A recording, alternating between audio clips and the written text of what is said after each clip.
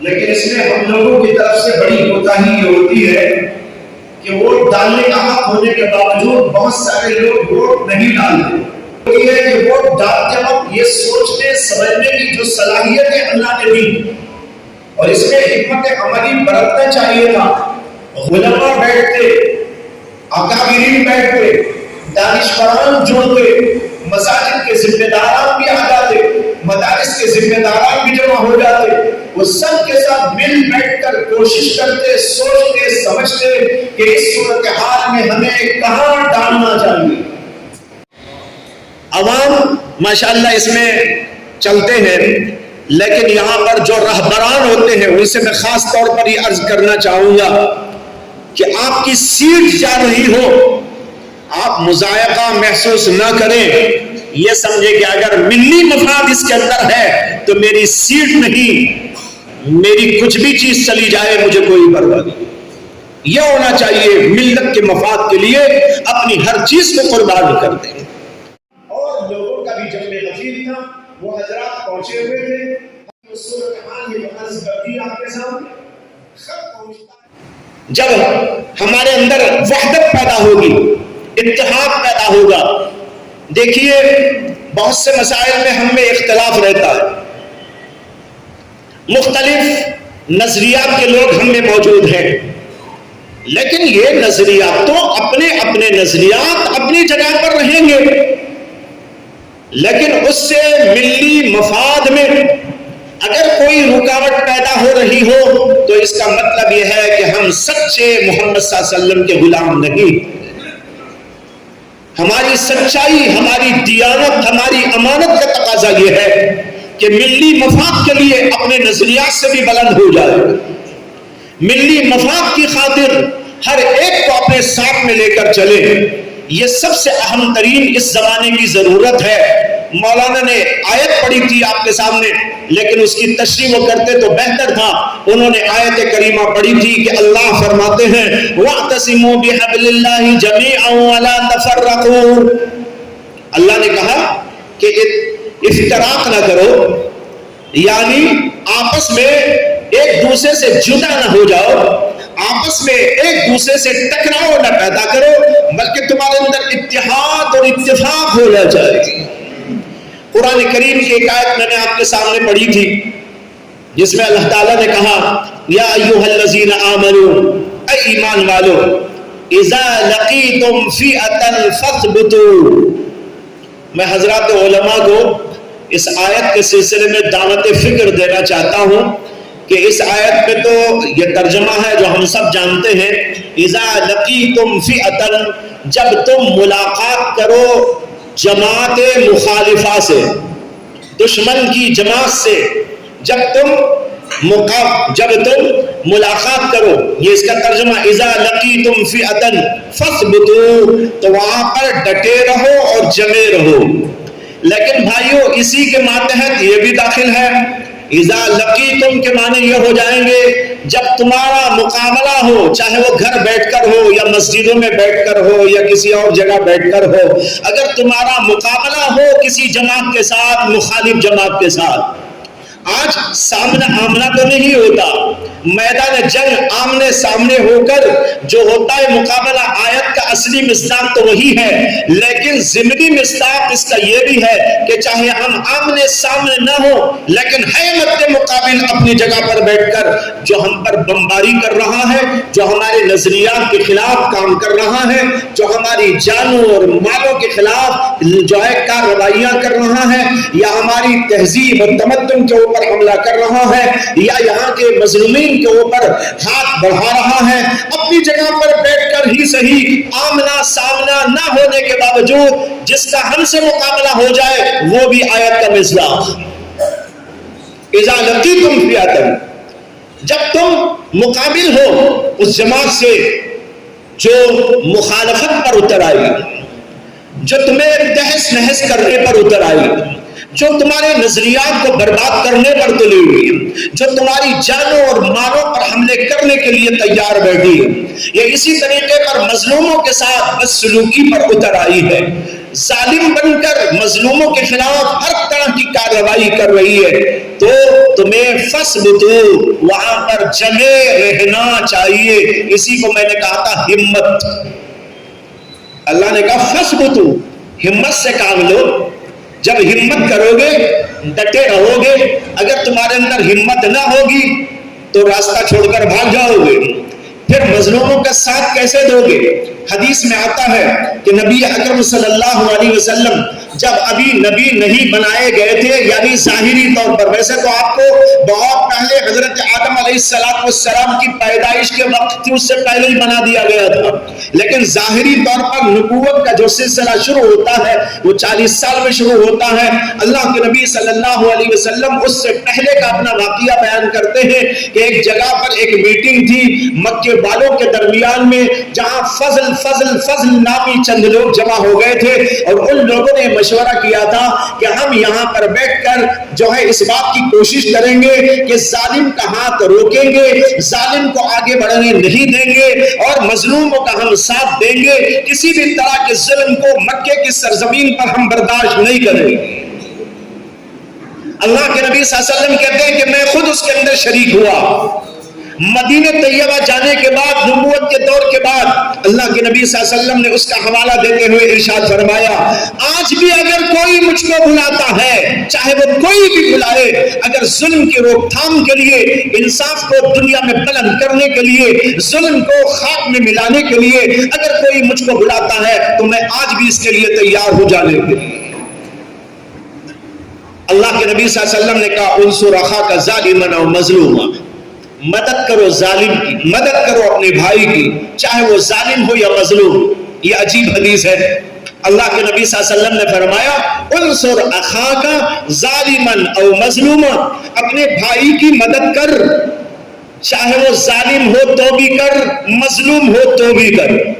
حضرات صحابہ کو بڑا تعجب ہوا کہ اپنا بھائی یا کوئی بھی آدمی اگر ظالم ہو تو ہم کیسے مدد کریں, مظلوم ہو تو مدد کی جا سکتی ہے اس کی, ظالم کی مدد ہم کیسے کریں؟ اللہ کے نبی علیہ السلام نے فرمایا ظالم کی مدد کرنے کا مطلب یہ ہے کہ اس کو ظلم کرنے سے روک دو, یہ اس کی مدد ہے.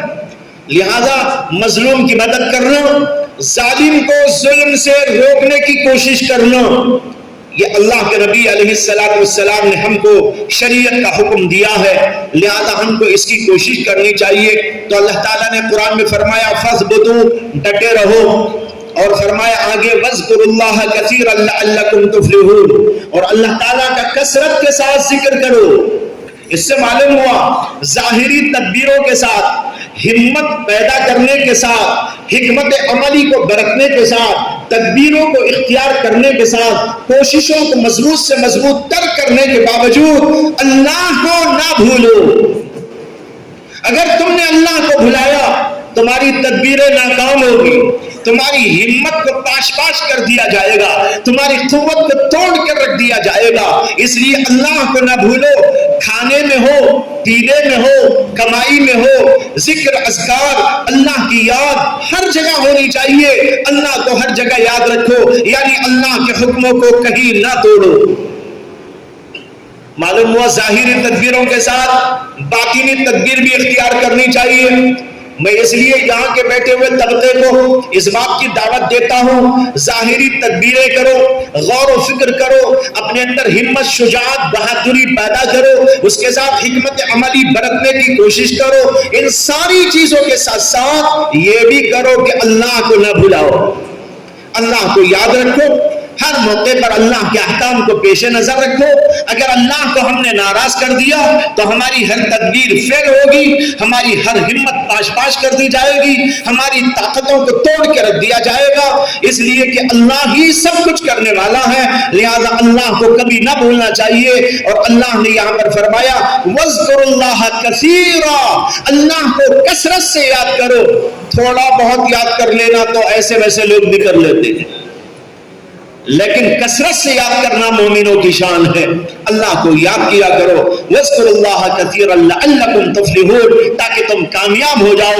معلوم ہوا کہ ظاہری تدبیر کا بھی اللہ نے حکم دیا اور باطنی تدبیر کا بھی اللہ نے حکم دیا. ایک طرف فَاثْبُتُوا کہہ کر ظاہری تدبیر, ہمت, شجاعت, بہادری, حکمت عملی کو اختیار کرنے کی تعلیم دے دی, اور دوسری وَاذْكُرُوا اللَّهَ کہہ کر اللہ نے بتا دیا کہ مجھ کو بھول کر نہیں, ہر تدبیر میں مجھ کو یاد رکھا کرو. اور آگے کہا وَأَطِيعُوا اللَّهَ وَرَسُولَهُ, اللہ کی اطاعت اور اللہ کے رسول صلی اللہ علیہ وسلم کی اطاعت کرو.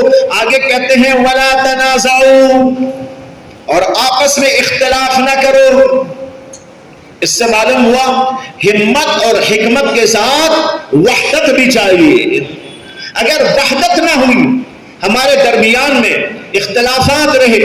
دیکھیے, ایک ہے اختلاف نظریات کا اختلاف, کچھ اور چیزوں کے اندر اختلاف, اختلاف اپنی جگہ پر رہے گا, لیکن مخالفت نہیں ہونا چاہیے, حسد اور کینہ اور بغض نہیں ہونا چاہیے. آپس میں مختلف اپنے مسائل کے لیے ایک دوسرے سے ہاتھ جوڑ کر بلکہ کندھے سے کندھا ملا کر آگے بڑھتے رہنا چاہیے.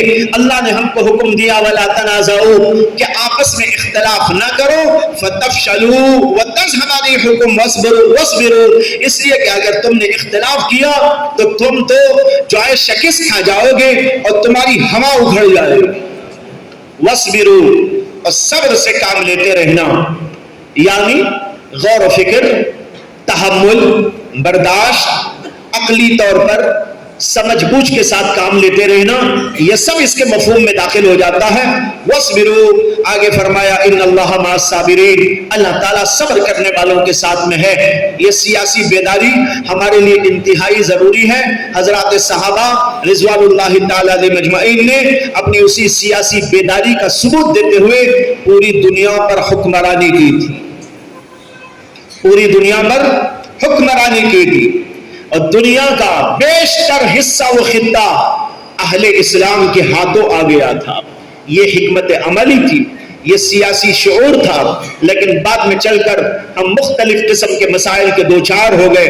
ایک طرف ہم نے دین سے دوری اور بعد اختیار کر لیا, اللہ کو ہم نے ناراض کر دیا, اور دوسری طرف آپس کے اندر اختلافات ہم نے بہت پیدا کر لیے. چھوٹی چھوٹی باتوں پر ایک دوسرے سے بعد اور دوری اختیار کر لی, اور ایک دوسرے کو گالی دینا, ایک دوسرے کو برا بھلا کہنا, اس کے لیے جلسے بنانا, اس کے لیے بہت بڑے بڑے پروپیگنڈے کرنا تاکہ جو ہے ہماری بات چلے دوسرے کی نہ چلے. یہ سب اسلامی تعلیمات کے خلاف تھا. ہاں, حق کو واضح کرنے کے لیے اپنی بات رکھنا یہ ہر ایک کو حق ہے.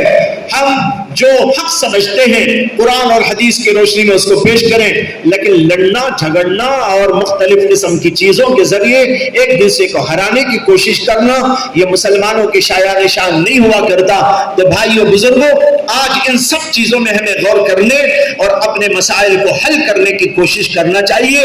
جب اس طریقے پر ہم حل کرنے کی کوششوں میں لگیں گے تو انشاءاللہ اللہ ہمیں کامیابی عطا فرمائے گا.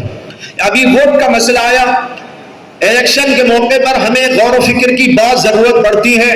حضرات علماء سے اور ملت کے رہبر لوگوں سے بیٹھ کر مشورہ کرنے کے بعد کسی ایک بات کے اوپر اتفاق کرنے کی کوشش کریں.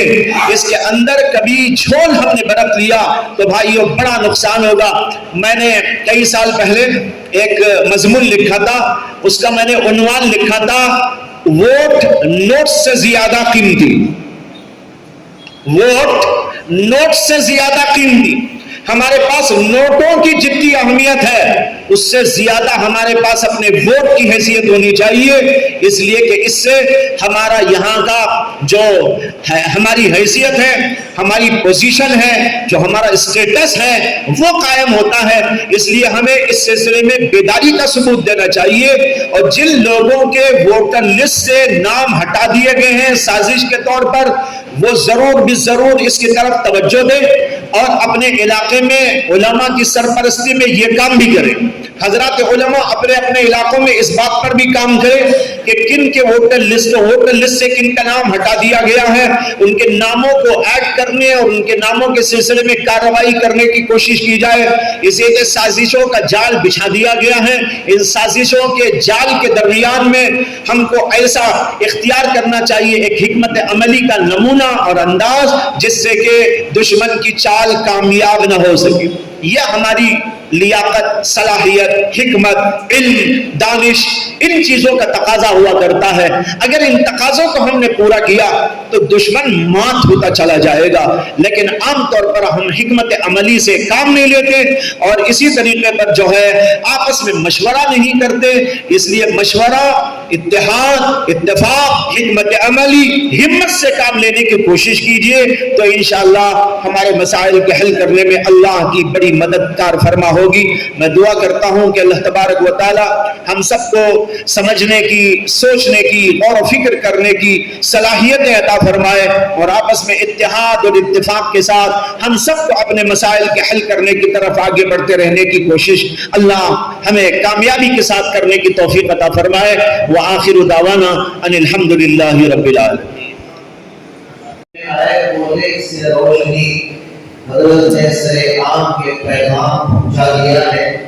محترم سامعین، ماشاءاللہ حضرت والا نے ہم تمام کو بہت ہی بہترین اللہ تعالیٰ ایسے ہی اللہ والوں کی زبان سے اس باتیں کی مقام سے آگے رکھنا چاہیے، ملت کے مقام کو آگے رکھنا چاہیے، اپنے ذات کے مقام کو پیچھے چھوڑ دینا چاہیے. اور جتنی مرضی سیاسی بیداری کہ اس تحریک کو لوگوں میں لے کر جانے کی کیا ضرورت ہے وہ آپ کے سامنے بات رکھی ہے، توجہ دلایا ہے. حضرت والا ہی کا ایک رسالہ ہے جس میں ووٹ کی اہمیت پر حضرت نے ماشاءاللہ بہت ہی زبردست تحریر لکھی ہے. اس کے 3 جملے آپ کے سامنے میں عرض کرنا چاہتا ہوں. حضرت نے ووٹ کی اہمیت کو بتاتے ہوئے فرمایا کہ ووٹ کی اہمیت اسلام نے ایک تو وکالت کی ہے، ایک تو سفارش کی ہے اور تیسری ووٹ کی حیثیت وہ شہادت کی ہے. اور قرآن میں وَلَا تَكْتُمُوا الشَّهَادَةَ، اور تم اپنی گواہی کو مت چھپاؤ. ووٹ کو بیچنا گویا کہ گواہی کو بیچنا ہے. اور ہم جس کے حق میں ووٹ دے رہے ہیں اسے اپنا وکیل بنا رہے ہیں. اگر ہم نے غلط آدمی کا انتخاب کر دیا گویا کہ ہم نے اپنے ووٹ کو بیچ دیا، اپنے ووٹ کا ہم نے غلط استعمال کیا ہے. اور حضرت نے کہا کہ ووٹ کو نوٹ سے زیادہ اہمیت دینی چاہیے. آج ہم ہر جگہ یہ سنتے ہیں کہ 1000، 2000، 5000 روپیوں میں اپنے ووٹوں کو بیچ رہے ہیں. ہمارا ایمان اتنا جو ہے نا کمزور ہو گیا ہے اور ووٹ کو ہم دین کا حصہ ہی نہیں سمجھتے ہیں. اور حضرت نے یہ بھی اپنے خطاب میں بتایا ہے. بس آپ کو ایک بات بتا دیتا ہوں، یاد رکھ لیجئے کہ سیاست دین کا حصہ ہے. حضرت ہی کا ایک جملہ ہے، حضرت نے فرمایا، علامہ ابن قیم رحمۃ اللہ علیہ کا ایک جملہ نقل کیا ہے کہ اکثر بیانات میں حضرت کہتے ہیں کہ وہ شریعت نہیں جس میں سیاست نہیں ہے. سیاست بھی دین کا ایک بہت بڑا شعبہ ہے. تو اس لیے علماء کرام کی ذمہ داری ہے کہ علماء کرام اس سیاسی شعور کو ہر فرد میں اور ہر گھر میں پہنچائے، ووٹوں کی اہمیت کو، اور اپنے آنے والے مستقبل کی فکر کے لیے ایسے جلسوں کو کرنا ضروری ہے. افراد کے ہاتھوں میں ہے اقوام کی تقدیر، افراد کے ہاتھوں میں اقوام کی تقدیر. ہر فرد ہے ملت کے مقدر کا ستارہ. اللہ تعالیٰ نے ہمارے دلوں کو جوڑا، یہ کلمے کی بدولت لا بات تو معلوم ہوا کہ ہم سب آپس سے رہیں. رام نگر کے ہمارے محبوب العلماء حضرت مولانا الیاس صاحب قاسمی دامت برکاتہ بھی تشریف رکھتے ہیں. ہم تمام سامعین کے سامنے رکھیں گے تو حوصلہ افزائی ہوگی. تو میں گزارش کرتا ہوں حضرت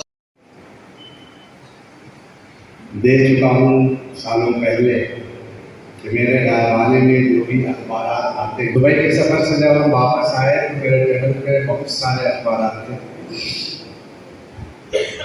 ان میں 2 تو کئی بار یہ خبر پڑھنے کو ملی کہ کرناٹک کے شہر بنگلور میں قائم کی گئی اور جس کی سرپرستی حضرت امیر شریعت قاسمی امیر شریعت کرناٹک اور شیخ الحدیث دارالعلوم سبیل الرشاد رحمہ اللہ تعالی اس تنظیم میں